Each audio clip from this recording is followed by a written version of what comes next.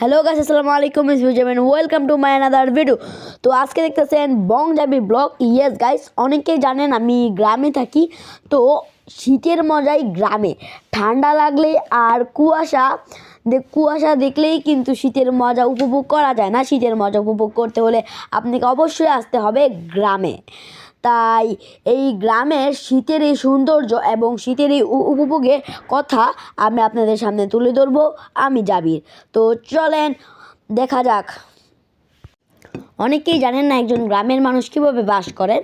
তো গ্রামের মানুষ কীভাবে বাস করে আপনাদেরকে আমি সেইটা কিছুটা দেখাবো এবং দেখাবো টাটকা জিনিসের স্বাদ। তো চলেন যাওয়া যাক।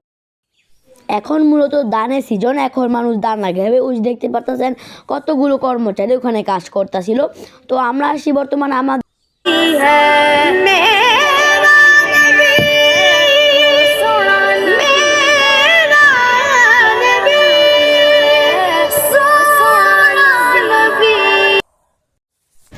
তো এখন আমি তুলবো এখান থেকে টাটকা টাটকা মূলা। তাহলে চলেন তোলা যাক। টাটকা টাটকা মূলা কিনতে কিন্তু পা এসে পড়ে।